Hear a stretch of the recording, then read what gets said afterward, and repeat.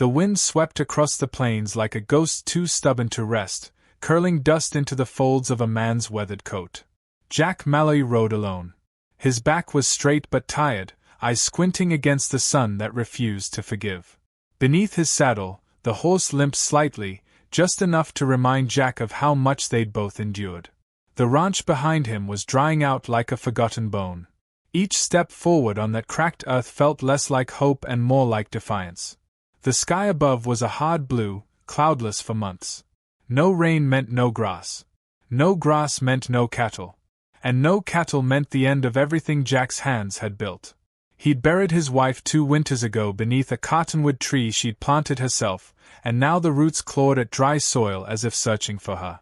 Since then, Jack hadn't spoken to another soul unless he had to. His words felt like coins in an empty purse, spent too easily, never replaced. He reached the edge of town with a few coins and a tarnished silver belt buckle in his pocket, the last piece of his father's legacy. At the general store, he traded it for a sack of cornmeal and 2 pounds of feed. Not enough, but maybe enough to pretend for 1 more week. He didn't speak to the storekeep beyond a nod. Even that felt like too much. On the ride back, he noticed the buzzards first, 5 of them, circling low. Not cattle. Something else. Something near the edge of his land. As he rode closer, he saw the wreckage, a wagon, tipped sideways like a drunken prayer. The axle had snapped. One wheel leaned against a dead mesquite, shattered. A woman stood beside it, skirts torn, holding a stick like it could ward off fate.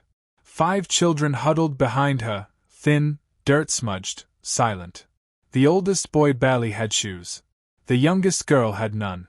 Jack didn't slow down right away. He didn't stop to ask questions. He just kept riding until he passed them by. His horse's hooves crushed brittle weeds as he climbed the ridge toward home. But something, maybe it was the silence, or the way the youngest didn't cry even when her stomach growled, settled into Jack's bones like a splinter. He stopped at the crest, clenched his jaw, and turned to look back. The woman hadn't moved. She stood guard like a fence post hammered into earth, too stubborn to fall. Jack spat dust from his mouth. "Damn it," he muttered. Then he turned the horse around. He didn't ask her name. Just said, "There's water up the hill. You can come if you like." They walked behind his horse, the kids trailing like dry leaves. At the ranch, Jack opened the barn door and pointed. "You can sleep in the hayloft. Not much, but it's dry. Feed your horses from the barrel. Just don't drain the well." Then he walked away. He didn't wait for thanks. That night, the woman cooked beans over a small fire near the barn. Jack watched from his porch, eyes narrowed beneath the brim of his hat. The smell drifted across the yard. Hunger turned his stomach, but he didn't move. He'd eaten worse. Done worse. Inside the house, he sat beside the empty fireplace, staring at the mantel where his wife's photo used to sit. It wasn't there anymore. He'd buried it the day the rain stopped, afraid the memory would dry him out too. The house felt colder with company outside, not warmer. He lit a lamp but didn't read. Just listened to the wind, and the soft clink of spoons in tin bowls. Come morning, the woman was already tending the dead garden. She knelt in the dust like it owed her something. Jack walked past without a word, headed to the corral. 2 of the kids were chasing chickens, laughing too loud for a land this dry. He didn't tell them to stop. Later, she approached him near the well. "We'll be gone by sundown," she said. Jack didn't answer at first. He dipped a bucket, watched the rope creak, and drank deep. Then he said, "Wagon's not going anywhere. You'll snap your mule's legs before you clear the ridge." "We'll manage." He stared at her. She had calluses on her hands and mud in her hair, but her eyes were sharp. Not desperate, determined. He pointed to the shed. "Tools in there. Axles fixable if you know what you're doing." She nodded. "Thank you. I didn't do it for you." That night, the kids sang a hymn before sleeping. Jack hadn't heard a hymn in 2 years. His throat tightened like a rope in rain. In his dreams, he saw his wife in the kitchen, arms coated in flour, humming the same song. When he woke, He went outside and sat on the porch, shotgun across his knees. The dog, old and mostly deaf, thudded beside him with a grunt. They both stared into the dawn like it might apologize. By the third day, the wagon still wasn't fixed. Jack found himself cutting wood and leaving it near the barn. He didn't ask why one of the boys followed him everywhere, or why the little girl liked to braid grass into rings and leave them on his doorstep. On the fourth night, it rained. Not much. Just enough to coat the dust and tease the earth. Jack stood in it, head tilted back, lips parted. Sarah, he'd learned her name in passing, came out with a rusted tin can and let it fill drop by drop. She smiled, just a little. Jack didn't. Still, something shifted. Like two fence posts, side by side, learning they could lean on each other. He didn't speak of it. He just nodded when she said the garden might live again. And when one of the boys asked if the dog had a name, Jack said, "Not one he answers to," then looked away before the boy smiled too wide. The woman made ash bread with her last cornmeal. She shared it with Jack without asking. He took a bite. It tasted like ashes and something else, memory, maybe. Later that week, a rider approached. Dust at his heels. A man Jack hadn't seen in a long time. A man who didn't knock. But that's another story. And Jack wasn't ready to tell it yet. Morning came wrapped in a silence that felt different, not the hollow silence of drought, but one holding the weight of breath. Jack Mallory stepped out onto the porch, boots crunching over dry boards, and saw her again. Sarah.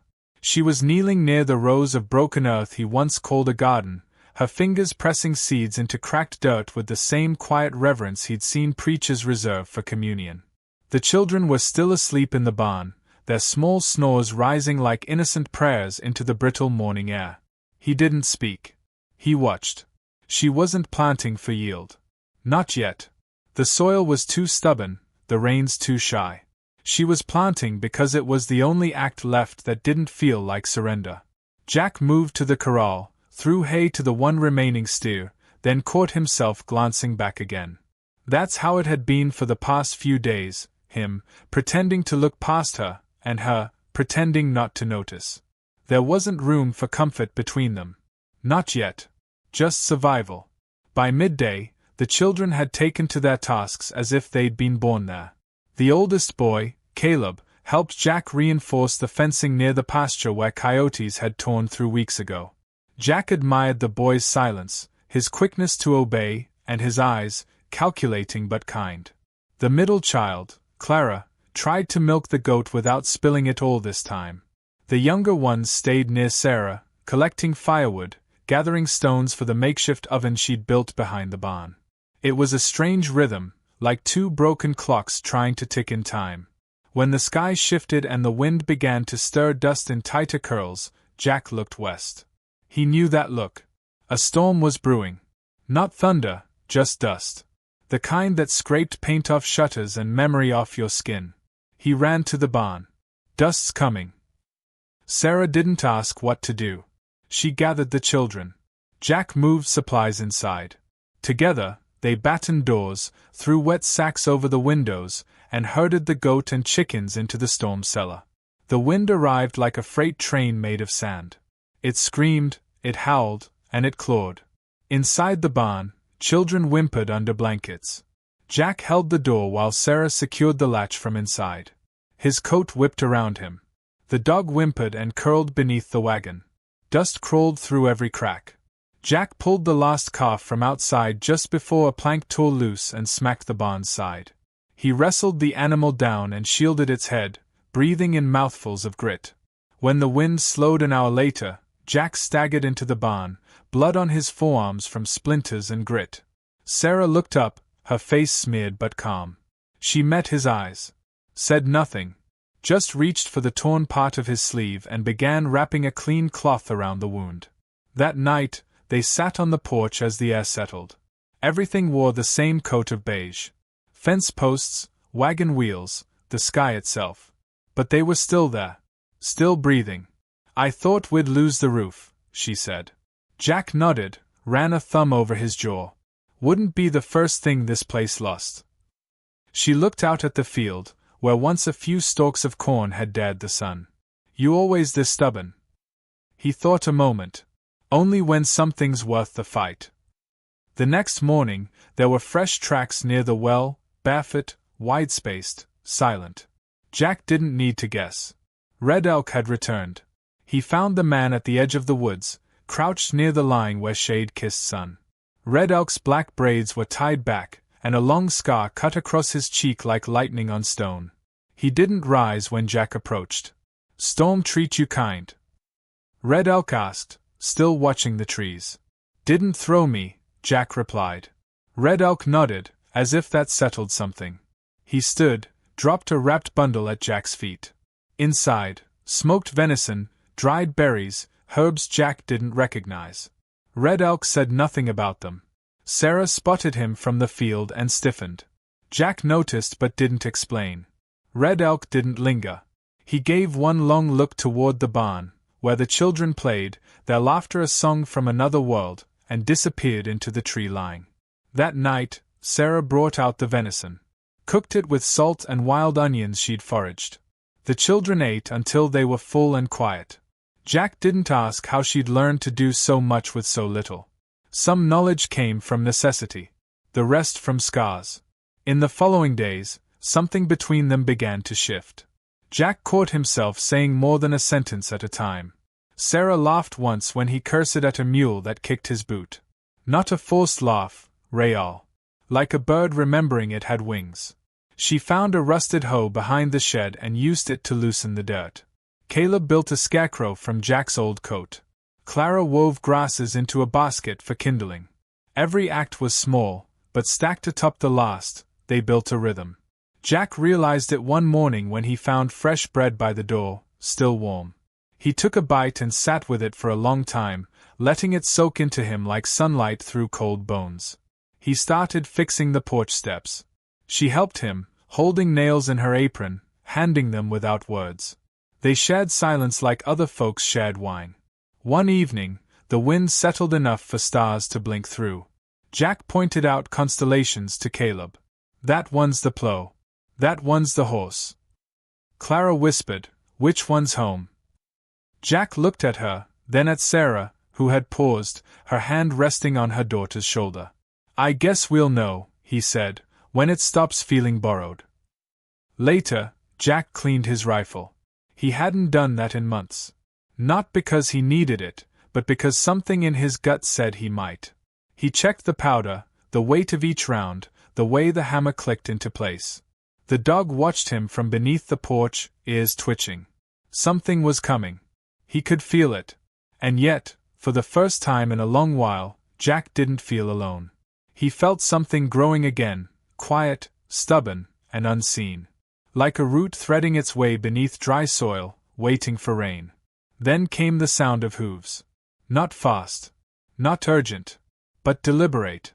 A rider was approaching down the long road, dust curling at his back.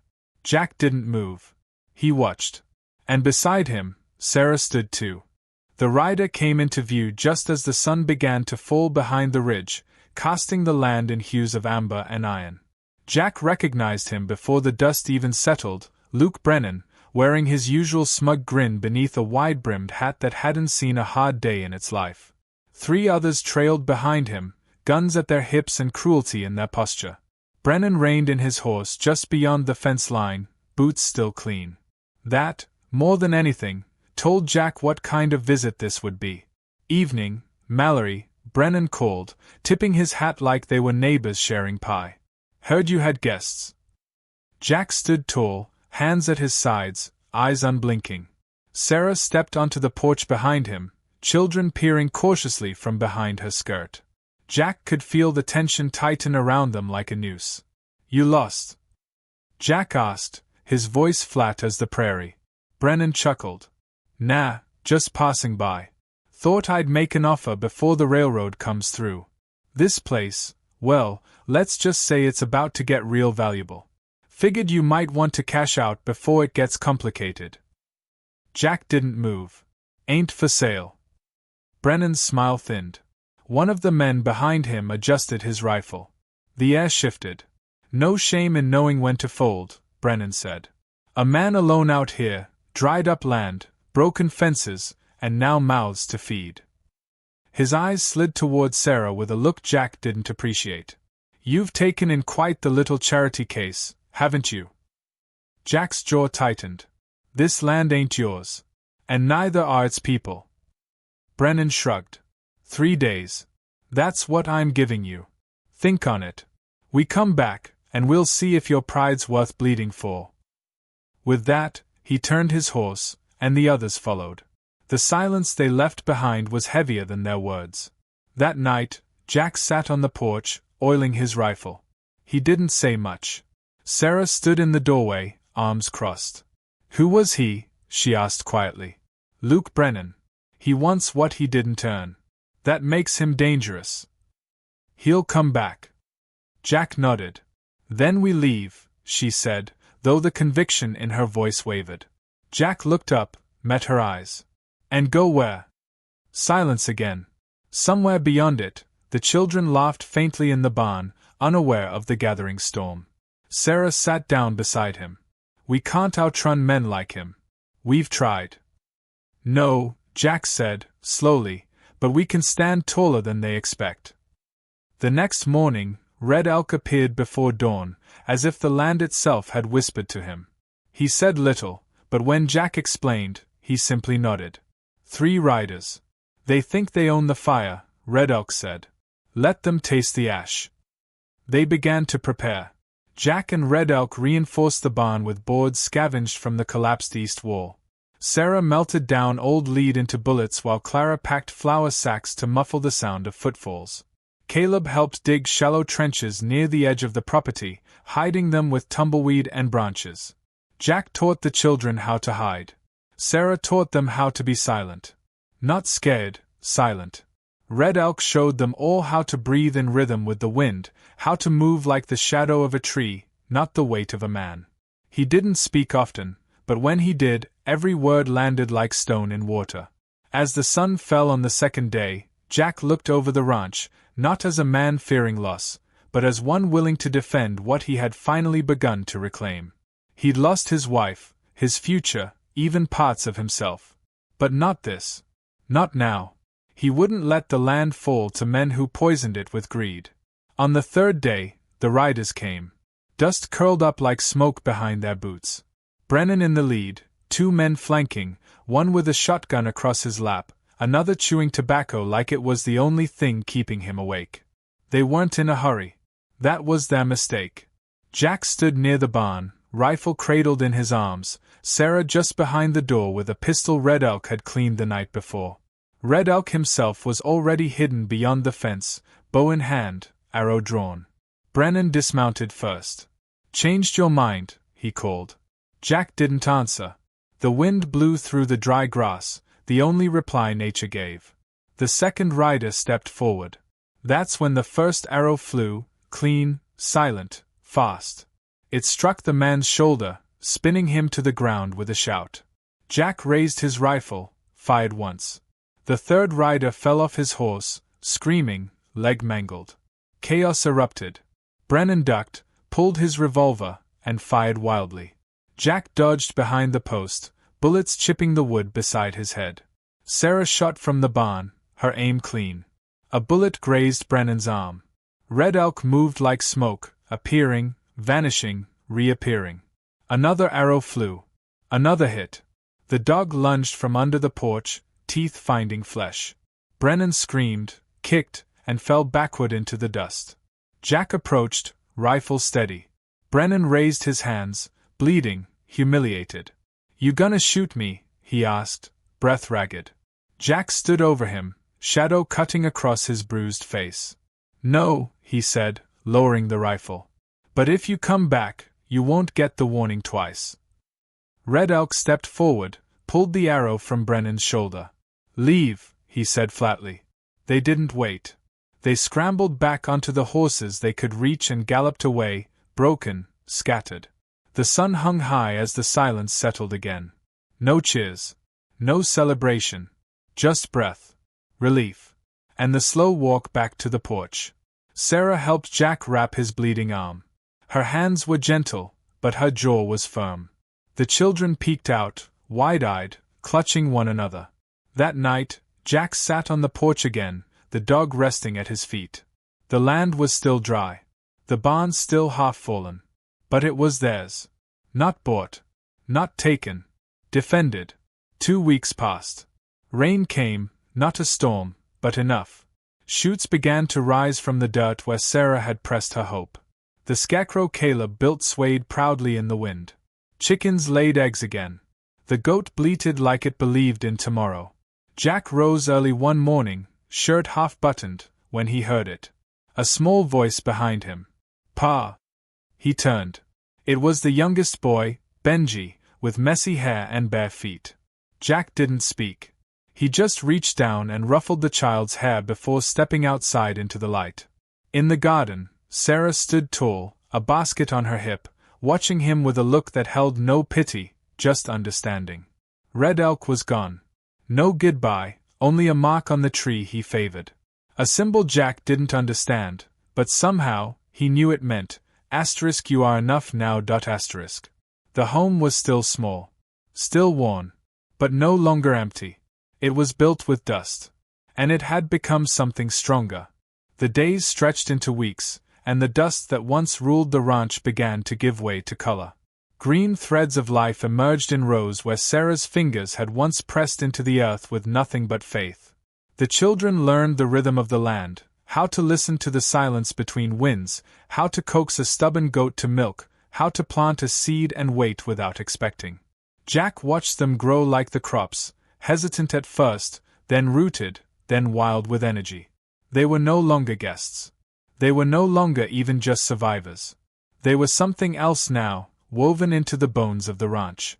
Sarah hung laundry near the garden one afternoon, her hair tucked beneath a faded kerchief, her hands worn raw from rope and scrub. Jack caught himself watching her more often, not with hunger, not even with longing, but with a quiet kind of awe. The kind a man carries after losing everything and finding, against all odds, that something still blooms. Their conversations stayed sparse, but their silences grew rich. A nod here, a shared glance there, a plate left covered on the table when someone was late to supper. These things spoke more than words could. But the land did not forgive all at once. Water was still scarce. Coyotes still prowled. And Jack's wound from the skirmish with Brennan began to ache in the cold of early morning. He didn't complain. Sarah noticed anyway. She stitched new padding into the inside of his jacket. He said nothing when he found it. Just wore it with more pride than any badge he'd ever earned. Late one evening, as the last light bled from the sky, Jack walked the edge of the property. The fence line had held, but barely. He leaned against a post and looked out at the open plain where dust storms once roamed like wolves. It felt different now, still wild, still untamed, but not empty. Behind him, laughter erupted from the porch. Clara was chasing Benji with a broom, both barefoot, both glowing with mischief. Sarah called after them, voice sharp but amused. Jack allowed himself the smallest of smiles before it vanished again into the dark. That night, Sarah found him sharpening tools in the shed. The lantern cast long shadows on the wooden walls. "You ever gonna rest?" she asked, leaning on the doorframe. "When the work's done?" "It never is." He set the blade down, wiped his hands, and looked at her. "You regret it?" She tilted her head. "Regret what?" "Staying." She crossed her arms. "I didn't stay. I chose." They held each other's gaze for a long moment. There were no sparks, no declarations, no soft music. Just a shared understanding between two people who had bled on the same soil and come up whole. The seasons shifted. Spring brought more rain than expected. The river nearby, once a whisper, trickled louder. The crops thickened. The barn, now repaired with both Red Elk's knowledge and Caleb's growing strength, stood straight again. The ranch, once forgotten, was beginning to breathe. News came by Ryder, a man Jack barely knew, sent from town. Brennan had moved east, chasing other land deals, leaving the county without further trouble. Justice never came for him, but retribution had. Word was he limped now, walked with a crutch, and didn't talk much about Lost Creek Ranch. Sarah didn't speak Brennan's name anymore. Neither did Jack. Some things, when spoken, lose the weight they need to carry. One evening, as the stars blinked awake, Jack found himself sitting with Caleb by the fire pit. The boy was taller now, his voice deeper. The rifle rested near his lap. "You ever afraid?" Caleb asked, tossing a twig into the flame. "Every damn day," Jack replied, staring into the fire. "Even now?" Jack hesitated. "Especially now. Because this," he gestured to the house, the barn, the sound of Sarah's voice singing to the younger ones, "this is the kind of thing you can't afford to lose." Caleb didn't respond. He just nodded, the way men do when they've heard more than what was said. As summer neared, Jack began drawing lines in the dirt near the garden, planning where to build another small shelter, something for the boys when they grew. Sarah watched from the porch, arms folded. When Jack looked up, she called, "You planning to raise a whole army out there?" Jack grinned. "Just soldiers of the land." "Then I hope they're better at weeding than they are at sweeping." Days grew longer.